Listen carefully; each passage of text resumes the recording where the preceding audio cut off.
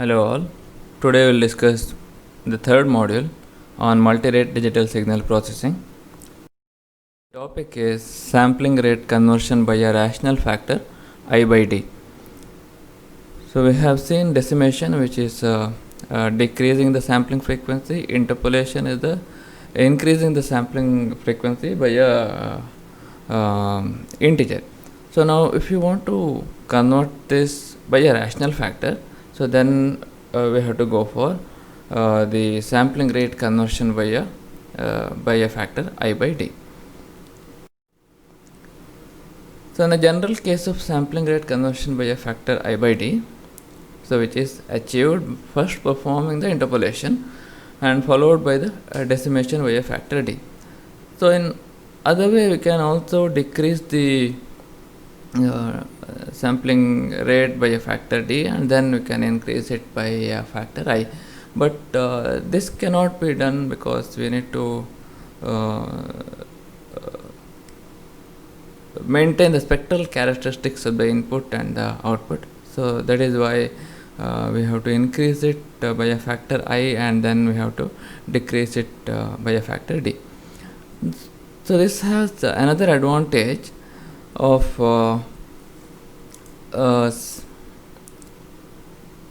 say we have upsampler, and then we are band limiting to a certain range using a low pass filter, and in the downsampler also we use a filter, but before that downsampling process.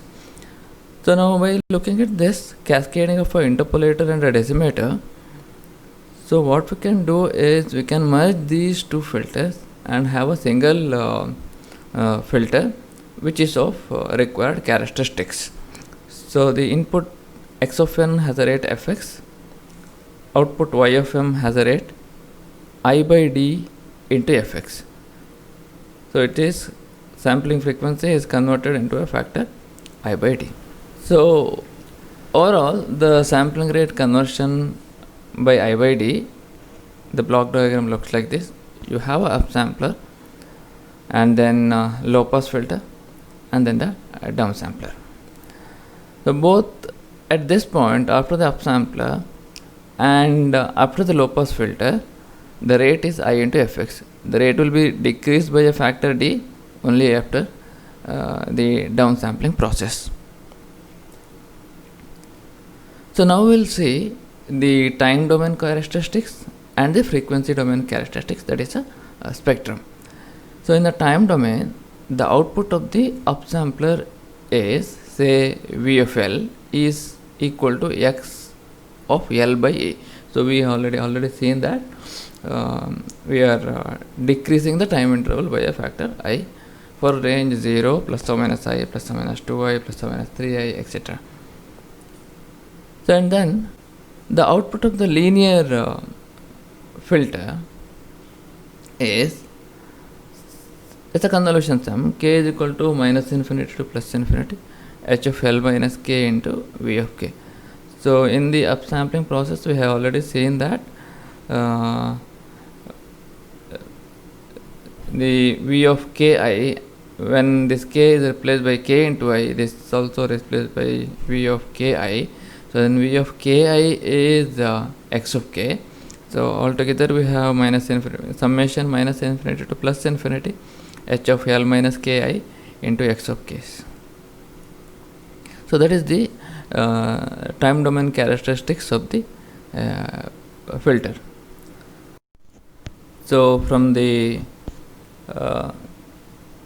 decimation process, we have seen that the equation for the output sequence y of m is w of m into d, where n is equal to md in the decimation process we have seen in the first module.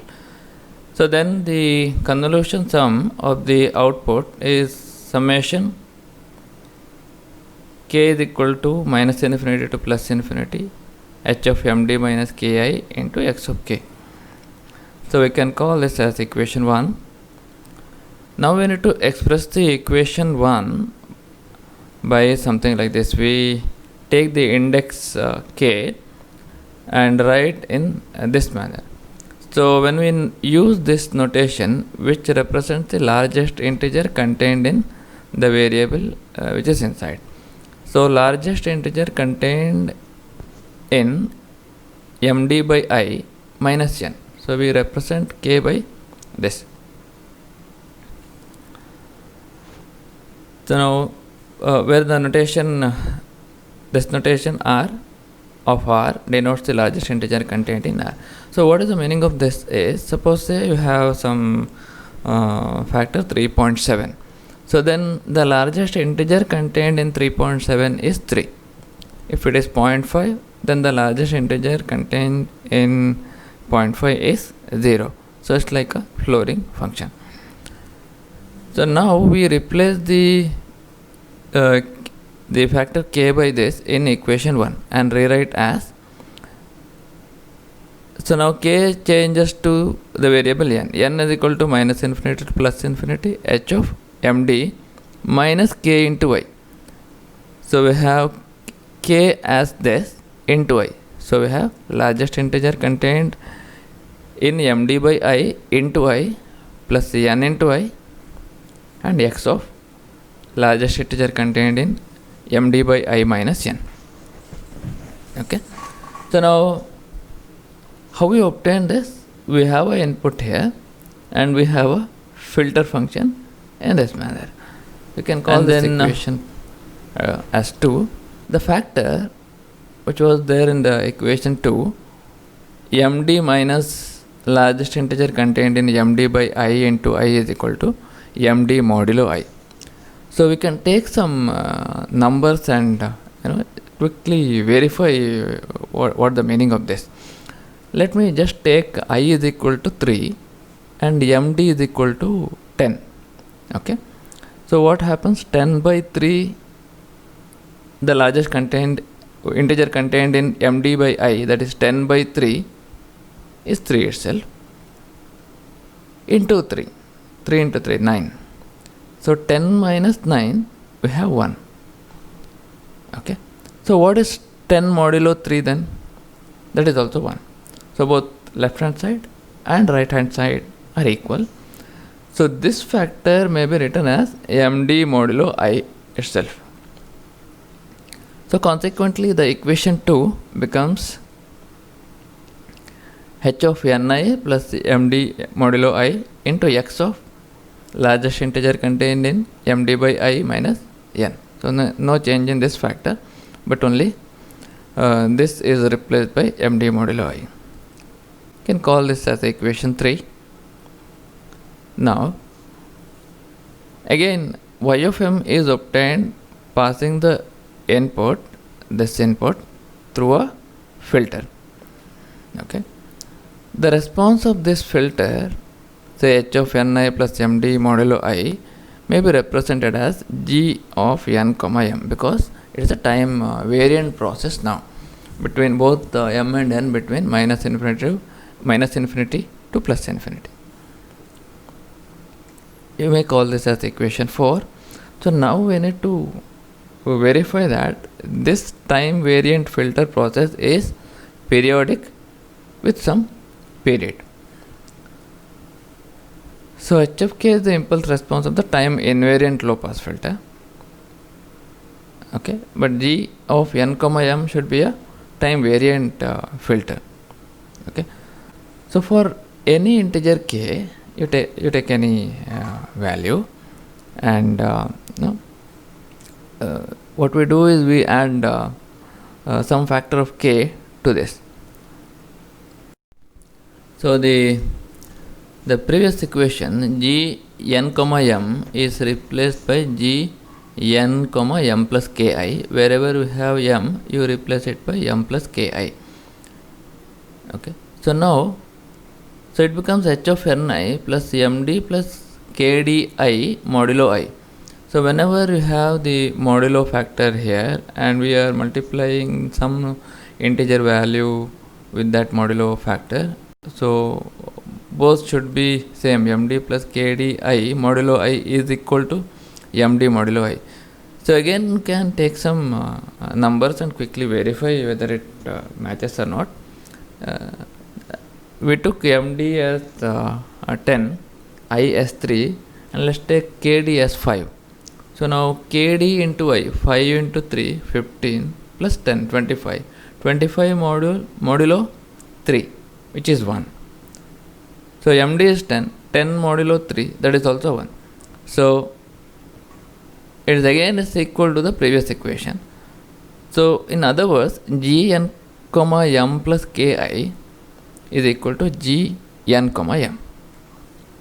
You may call this as equation 5. And then what we can observe is this Gn comma m plus Ki is equal to Gn comma m. So which results as a periodic function with the period I in the variable m. So frequency domain relationships may be obtained from the results of the interpolation and decimation process. So the spectrum at the output of the filter is this. Okay.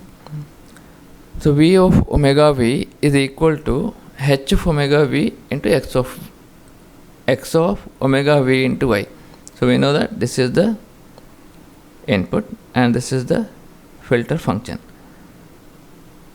So filter function is I. Okay. And then x of omega V into I. This is from the interpolation process we have seen in the second module. It is I into the input. Now we need to consider both D and I. So it should be between minimum of pi by D or pi by I. And it is 0 otherwise. So this is the spectrum of the filter. Now the spectrum of output after the decimation process is this. So this is from your decimation process in the module 1. So which is y of omega y is equal to 1 by d summation k is equal to 0 to d minus 1 v of omega y minus 2 pi k by d. Okay. But from the equation we have in the previous one, what happens is we have h into v of omega v y into I. Okay, but that h is I. So 1 by d is from this one. Okay, and thus I denotes from the previous the block, that is filter. So y of omega y is equal to I by d into x of omega y by d. So 1 by d into x of omega y by d was from your decimation process. So now we have the filter function as I. So it is I by d into x of omega y by d. Okay. So when you have both pi by d and pi by I in this range, you multiply by both the side by d. What happens is pi by d into pi by d into d gets cancelled out. We have pi here, and the same d gets multiplied in the second factor. So it is pi into d by I, or in others we can write pi by d comma pi by I. So that's the sampling rate conversion by a rational factor I by d.